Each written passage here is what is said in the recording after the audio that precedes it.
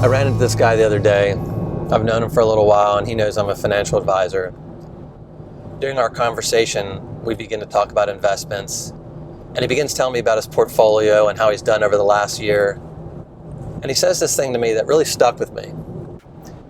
He basically says that his money would have been better off parked under a rock than in the investments that he had been in. Now, he was saying basically that the market had gone up and down, but that he ended up in the exact same place that he had started after a year. His conclusion is maybe his money should be parked under a rock. Now, I know he's talking figuratively here, but what he's saying is maybe he shouldn't be invested at all. Then he kind of sheepishly complained, or maybe he was even confessing, that he pays an ongoing fee to his financial advisor, and to him this compounded the issue. In essence, he's saying, is it worth it? Does it make sense for me to pay a fee and end up in the exact same place that I started?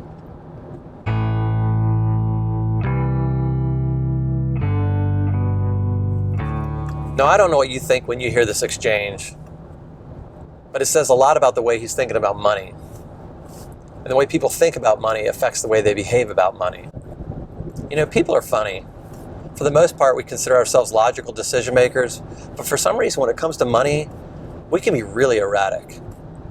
It's like our synapses misfire when there's money on the line. You know, in my experience, I've found that managing human behavior is the single greatest contributor to how somebody does with their investments.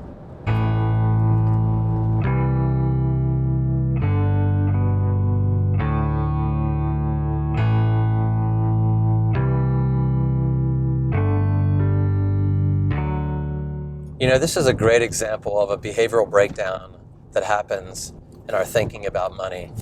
I call this the decision outcome conundrum. It sounds complicated, but actually it's kind of simple. He's confusing the quality of the decision with the quality of the outcome. And it's easy to see them as the same thing, but they're not. You see, we make decisions all the time. And when we observe the outcomes, we ask ourselves, was it a good decision? And if it was a good outcome, then we consider it a good decision. And if it was a bad outcome, then we consider it a bad decision. But that's not always true, is it? Here's what I mean. Imagine you just bought a brand new car. You spent hours researching and choosing the exact features that you wanted of the car. And you're finalizing the transaction, and the car salesman hands you the keys. You slide down in the leather seat, and you're really excited. You cannot wait to drive this new car. And as you pull off the lot, you find yourself sitting still completely in traffic. You wouldn't say to yourself, well, buying this car was a bad decision. I could get around faster just walking. It's silly, isn't it?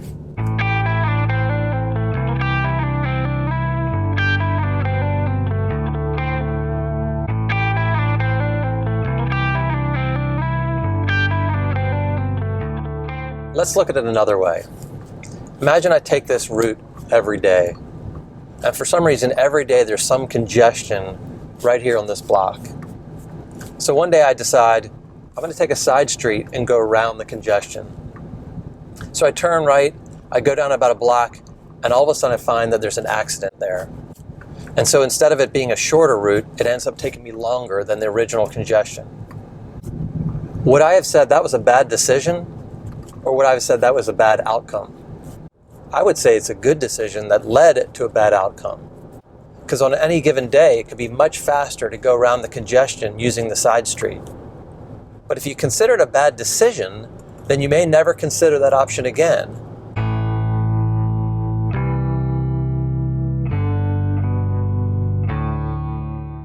You know, most of our lives we're making decisions based on incomplete information. This is certainly the case with investing. We go through our daily existence making these decisions, and our brains are attempting to draw conclusions from the results of our decisions. But our minds sometimes draw conclusions from the way we frame things, not from what actually happens. In investing, framing occurs in two primary ways. The first way, with my friend who wanted to park his money under a rock, he was substituting 1 year's worth of performance for his ultimate objective, which was to retire.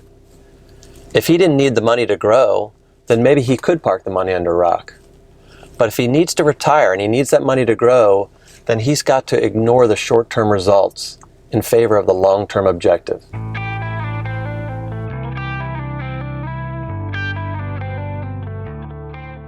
The other element of framing related to decisions and outcomes is using the wrong qualifiers, like good outcome, or good decision. For one thing, the adjective good is simply not descriptive enough. But also, when you use the same qualifier for both the decision and the outcome, it naturally links them together. We need to use better qualifiers to help us separate them. For instance, I prefer to use the qualifier informed or uninformed when referring to a decision. I can make an informed decision or I can make an uninformed decision.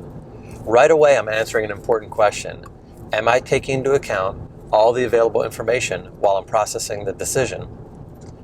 On the other hand, when discussing outcomes, I find it helpful to use a qualifier like favorable or unfavorable. The outcome had a favorable effect or had an unfavorable effect. And this qualifier answers a totally different but important question.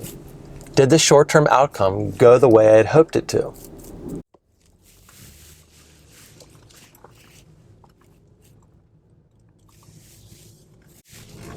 By using these qualifiers, you're able to separate the quality of the decision from the quality of the outcome, and it removes the confusion.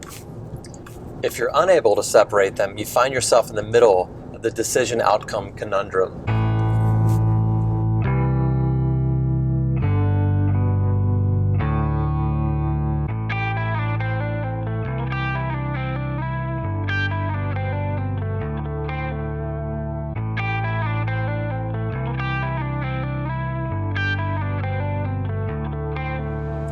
Let me give you a couple examples here.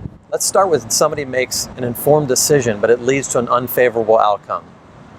I guess I'd say the way I see this the most with clients is when they have a single stock and it represents a really large position of their net worth. Maybe at some point they come to terms with the fact that they need to sell it. And so they go ahead and sell it, and then shortly afterwards, the stock price goes up. And they regret the decision because they feel like if they had waited, they would have been worth more money. And they're right, they would have been worth more money. But what they're doing now is they're confusing an informed decision with the unfavorable outcome.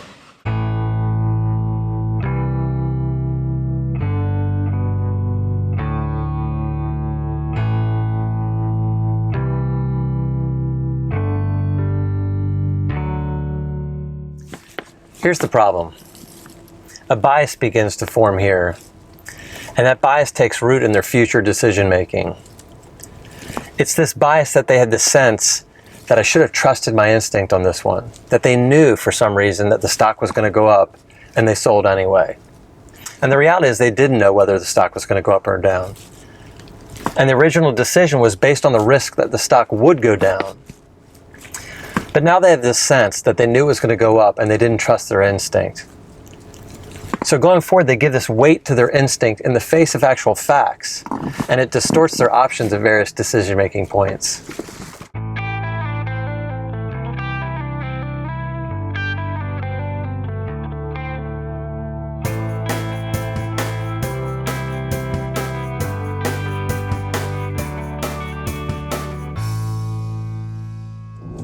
Let me give you a different example on the opposite side of the spectrum of the decision-outcome conundrum. Let's take a case where somebody makes a poorly informed decision or even an emotional decision, and yet it leads to a favorable outcome. I can think of two actual cases where this has happened before, but not just once or twice, many times. The first case is when a client hears about an investment idea from somebody they know. It could be a friend of theirs, it could be a family member, it could be somebody at work or somebody at the club. And this friend talks about this investment they just made, and it seems so captivating. And so my client gets it stuck in their mind that they are going to invest in this. The thing is, they know very little about the actual company. But they develop this excitement and they go ahead and invest in it. And they kind of think in their mind, honestly, if it's good enough for them, then it's good enough for me. And to their luck, and I mean luck, the stock goes up. Because for just as many, it goes down. So let's imagine it goes up significantly. So they come away with this large profit based on an extremely underinformed, mostly emotional decision. And in this case, the cognitive bias that forms is that they begin to have like this magical thinking about their world. It's almost as if they can't go wrong with regards to their decision making. So much so that they begin to devalue even the effort to be well informed about the decisions and the risks that they're taking. Believe it or not, I've seen similar results in lottery winners. Over the years, I've counseled a number. Do you know that the chances of winning a major lottery are 1 in 100 million? If you did not know that and you bought a ticket, you could simply say that was an uninformed decision. But if you did know that and you bought a ticket, you'd have to say that was an irrational decision because you're ignoring the statistical realities.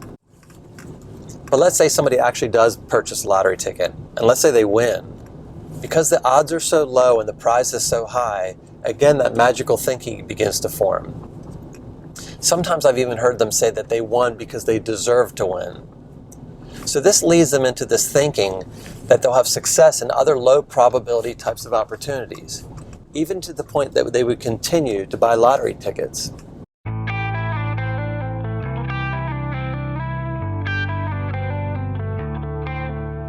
That is the decision outcome conundrum. When the outcome of a decision leads to an irrational cognitive bias, which ultimately results in poor future decision making.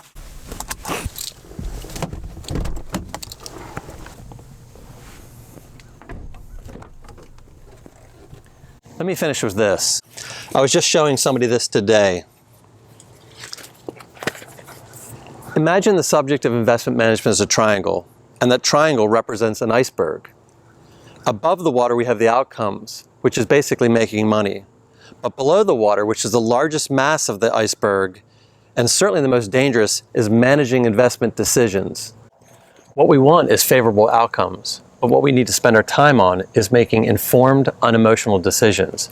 That resolves the decision outcome conundrum. But more importantly, it gets us to our ultimate destination.